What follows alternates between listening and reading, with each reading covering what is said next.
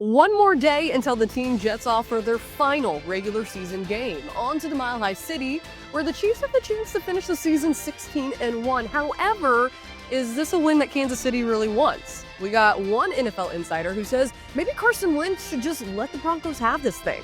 Time to talk all things Chiefs right now. What's up, Chiefs Kingdom? Happy Friday. I'm Hayley Lewis, and this is Chiefs News Daily. We're going to wrap up Week 18 with a fun little show. We hear from head coach Reid, we bring you the game day designations, and we check in with NFL reporter James Palmer. So let us roll, but first, give us a like and subscribe right here on the KCSN YouTube channel, and let's get going. Off the top, we got some breaking news to bring you this Friday before we get into the rest of the report. Looks like one Chiefs starter is going to make a return sooner rather than later. Jordan Schultz, Fox Sports NFL insider, broke the news via X this morning. The Chiefs are designating cornerback Jaylen Watson to return from the IR, and he will practice today. This is a huge boost for Kansas City, who has been without Watson since late October due to a broken fibula. He and Trent McDuffie are one of the best cornerback duos in the league, and Kansas City could now have him back just in time for the postseason. Schultz added Jaylen Watson recorded 32 tackles and 6 passes defended in his first 6 games of the season before suffering the injury. Initially, it was feared to be season-ending, but his recovery has progressed smoothly. Barring any setbacks, Kansas City expects him to be ready for the postseason, a significant boost for Steve Spagnuolo's defense. Happy Fast Friday, folks. It's kind of been a minute since we've had an actual normal week. So as Week 18 continues and the Chiefs wrap up the regular season on the road against Denver, we're going to check in with the team one more time back here in Kansas City. So here we go. I bring you head coach Reid. Other than that, everybody was out there and going. I mentioned to you that Pat's not playing, then we'll just kind of see where things go from there. We look forward to the challenge of playing Denver. Good football team, we know that. And so Sean has done a nice job, as his coordinators have, of putting that together. I think our guys have had a good week of practice. They've all kind of rotated in there and done some part of it, which is good. And we'll just see how it goes on Sunday there. Anyways, with that, time's yours. Hey Andy, Jaylen Watson, we saw him out there. What's happened here in the last week or so that's allowed him to get to this point? Yeah, he's really done well coming back. I'm curious to see how he did today and how he felt. And but he was out there till the end and moving around pretty good from what I saw. Yeah. Andy, those 3 injured guys, Jones, Pacheco, and Jawan Taylor, they'll be out. You list them as out? Yeah, most likely, yes. Quick and to the point. Here is a look at the final injury report and any game day designations for both the Chiefs and the Broncos. All right, today we bring you NFL insider James Palmer onto the show. You guys know James and his work as a senior NFL reporter for Underdog Fantasy as well as Bleacher Report. Earlier this week, we caught up on a number of topics, most notably how in the heck the Kansas City Chiefs keep finding ways to find success. No matter what adversity they face, season after season, the Chiefs are going to make a run. All right, let's get into it. Tucker, roll the tape. James, always a pleasure having you on the show. I think the last time we were talking was before the season, or officially on the show, was before the season kicked off. And we went through week by week what we thought the Chiefs were going to do. And no one can deny, I would say the first 2 weeks, right? They go against the Ravens, they go against the Bengals. I never in a million years thought that they would start out the season 2-0, let alone now be on a 15-win season, potentially going to wrap it up with a 16th win against the Broncos. How have the Chiefs been able to do this? Yeah, you can't deny it. Like, there is luck involved. There is good fortune involved for sure. But I do think you have to put yourself in the position for good fortune to fall your way, which the Chiefs do. And then you have to capitalize off of your good fortune, which is what the Chiefs do. And the Patriots did this for 20 years, and everybody hated them for 20 years because you said, the refs are, anything I put out, I try not to read the comments. New Year's resolution, no comments, but I always somehow read comments, and everybody's like, oh, you got to be Patrick Mahomes and the refs. You got to be like, and this was what Brady was dealing with for 20 years. And you look at both organizations, it's very similar. It's you put yourself in a position to win regularly. So that already increases your chances of good fortune happening to you because you're in every single game. They're all one-score games because you're competitive in every game. 2, you're just a well-coached team that doesn't make a lot of mistakes. And when other teams do make mistakes, you capitalize on them. A Yeah. really good example of this is I was talking to some buddies that are on the staff in Houston before that game against the Texans that I was in Kansas City for. And the defensive side of the ball had a massive meeting in Houston where they just they didn't show like film about like how do you beat the Chiefs or how do you beat these tackles to get to Patrick Mahomes. It was literally a film session about Patrick Mahomes and this offense making plays in the biggest moments in fourth quarters. Like I was told, we didn't show anything outside of a fourth quarter in this meeting because this is what they do. They make the play when you need to make a play. Are you guys going to make a play when you need to make one? Texans didn't. But that's the way these teams prepare for the Chiefs. They know that a great play is going to be made. And the other part of it that nobody talks about enough is in these end of game scenarios, you have to stop the Chiefs on 4 downs to get a first down. Yeah. You're giving Mahomes the extra down because of the way a lot of these games have played. It's impossible to stop him when he's the best third down quarterback in football by a long shot.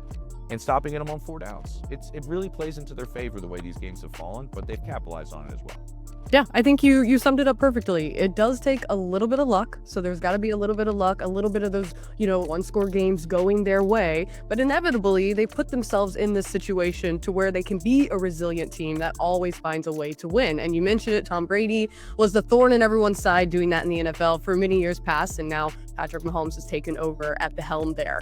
Now they get ready for Week 18, closing out the regular season. They have a road game against the Broncos. For the Chiefs, it doesn't matter. AFC 1 seat's already locked up. But for the Broncos and 2 other teams, the Miami Dolphins and the Cincinnati Bengals, this one is really going to matter. You are Mr. AFC West, okay? You know a lot about this division. Says it everywhere, yeah. Mr. ASC West. There you go. Excluding Miami, obviously, but just talk about the division and maybe just the AFC as a whole, that the competition is coming all the way down to the wire here where there's only one more playoff berth. Yeah, and there's one team, if you talk to people in front offices across the league, Hayley, Okay. nobody in the AFC wants to get in, and that's Cincinnati.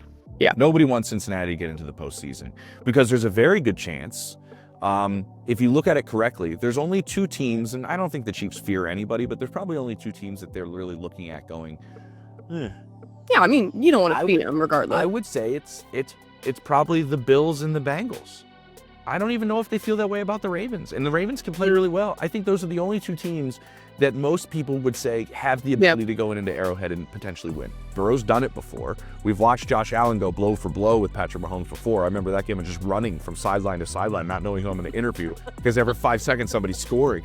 And so if Cincinnati gets in, you're probably they may face the Bills. Yeah.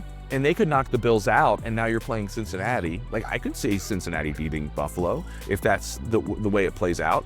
Nobody wants to face Joe Burrow in the postseason. The guy's like unconscious right now with the way he's playing. What is this, 8 straight games of over 250 yards and 3 touchdowns? It's never been done before. Like, he's unbelievable, but they need a lot of help. So it really would be funny for Carson Wentz to go into Mile High and really beat the Broncos and allow Cincinnati to get into the postseason. Like, that would be nuts. Would you almost throw the game on purpose if you're the Chiefs to keep Joe Burrow out of the postseason? Because who would you rather face, Bo Nix or a banged up Tua Tagovailoa at some point? Like, who would you rather have, those guys in the postseason or Joe Burrow? Like, who wants Burrow in the postseason? Yeah, it's definitely one of those things where you bring up the fact that Burrow's been the only one to get it done in Arrowhead over Mahomes multiple times. Obviously in the postseason, Josh Allen never been able to do that. It's not something, I mean, you look at their season and it's not like you were impressed with the season, but you're impressed with his play. And what Joe Burrow's been able to do, it's beyond, I'm not finding the correct words to describe what. Hayley, honestly, it's almost the exact same thing as what Kansas City has done. Yeah? You can't believe they've won all these one-score games in the manner in which they've done. You can't believe he's put up the points he's done in some of these games and lost. Like, It's a good way of looking at it. To like put up 38 points regularly and lose these games is almost as uncommon as some of the way these Chiefs games have fallen at the end, just in a complete reverse style. Yeah, and it makes sense that Kansas City would obviously not want to see them in the postseason. So if Denver wins, obviously Denver gets in. I believe that's their first playoff berth since what, like 2015? 2015, the longest drought since a team won the Super Bowl. Like Oof. 8 years. This is the longest drought of winning a Super Bowl and then not go into the postseason. Because that would be all the way back to what, Peyton Manning, right? Manning's last year. Yeah. Oh man. Okay, so if Denver loses, though, they do have a chance, because if Miami and the Bengals both lose in their Week 18 contest, then they could get in. But I think a lot of people here in Kansas City really want Miami to get the playoff berth. If you look at it, I mean, they owe them one from you and I were on that sideline a couple years in 2019 when they got the 2 seed locked up, which at that time the 2 seed would give you a bye week. That was a wild. I mean, that was over the Patriots too. Quite an upset that Miami pulled off. So maybe Kansas City owes them a little. I don't know if you saw Tyreek's tweet this morning. He said, "Happy New Year," especially to the Chiefs. The Chiefs, yeah. I mean, it's kind of funny the way it falls. I'm very interested in the way things go down in Mile High. I really am. Like, this is a really young team. I think they're on to something. I think the Broncos are growing. I've spent a lot of time in that locker room this year. They have a good culture that Sean Payton's establishing. But how tight are they going to be in this game, right? Knowing that your opponent might be the loosest team in the NFL on Sunday. The Chiefs are just going to come in, Cuss might be slinging it however he wants. And there's no way that the Broncos aren't tight. I mean, you've put yourself in this position. You had 3 games to win 1, and now you're up against it. I'm fascinated to see how Bo Nix responds, how this group responds, because you still are playing the Chiefs. They still have a really good scheme. The coaching staff doesn't take the week off. They're still coaching for a win, and you can't rest everybody. You really can't. Their starters will play. You don't have, it's not a college roster with 130 people on it. You have to play some of your starters. And so I'm really fascinated to see what Denver does in this game. The lights have not been too bright for Bo Nix at all. I think Chiefs fans saw that in the first game in that drive he had that should have potentially won the game if a statue wasn't playing on the side of the kickoff protection and just got blown up. It's wild. But you see that he can make plays in big moments. He did it against Cincinnati. And it's going to be interesting to see him in a big moment again. I mean, because he's going to be around in this division for a while. You mentioned it. Denver had a very doable win when they were here in Kansas City. Obviously, the block field goal is what gave it back to Kansas City pretty much. What do you think is the key for Denver in order to get this one past the Chiefs team, which honestly might be hard to prepare for when you don't know exactly who you're going to be facing other than Carson Wentz is going to be your quarterback? Yeah, I don't think you're going to see Isaiah Pacheco. There's other guys that aren't going to be out there. But right, you're facing a guy that nobody's seen in this system a whole lot. A guy that has been a starter in this league. I'd say one of better backups in the NFL. Go ask Miami what a quality backup could do for your season, because they haven't had one when they've needed one. And Carson is a very viable option that can put together a great game. Like, he can play a great game. Doing it consistently is what has been his issue in keeping a starter's role and a starter's job. So what do they need to do? They get after the quarterback better than anybody else in football. I think it's the best defensive front in all of football. I mean, they have 5 or 6 guys with over 5 sacks. Nobody else in football has that. Their middle linebacker spot is a huge weakness. So anything over the middle has been tough for them. I would say you have to get after the quarterback and you have to put points on the board. They haven't run the ball well at all. That's been a huge, huge issue. Them and Vegas are the only 2 teams in the NFL that don't have a single ball carrier over 500 yards. It's terrible. Why did? Oh, and so if you can try to run the ball a little bit better, you have to do that. And getting after Carson, creating a turnover or 2, I think is really key to this. But yeah, I just think defensively they're still a good team. They've had some lapses lately. But you're not facing Joe Burrow and all those weapons on Sunday like you did this past week. All right, we'll have to see how things shake out in the Mile High City. Are you going to be? You're in Denver, right? I'm going to this game for sure. Okay. I just didn't want to travel either, but no, I just want to see this game. I want to see if Sean Payton's on to something with this. Yeah. And I think that's going to be different because this whole division is changing. You got Brady now down there in Vegas, who's going to have a big part in what's going on. What if Mike Vrabel winds up with the Raiders? Then you have some really, really experienced, good coaches in this division. I just came upon that in my head just now. So that's ridiculous. Vrabel and Harbaugh and Andy Reid and Sean Payton. That's quite the coaching tree. Cool. It's going to be interesting. All right, well, Mr. AFC West, you heard it from him first. You're going to be seeing more of the division and its rivalry here in the next season, but obviously we'll see things as the season finale comes to an end this weekend, a Sunday, and we finally figured out the time. We're going to have a Tony Romo and Jim Nantz broadcast, so that way Yeah. James, appreciate you being on here. Great to be We'll check in with you probably during postseason. Let's do it. Alrighty, folks, that does it for another episode of Chiefs News Daily. We'll be back again after the weekend. In the meantime, show us some love. Like and subscribe right here on the KCSN YouTube channel. Have a great rest of your Friday. We'll see you back here on Monday.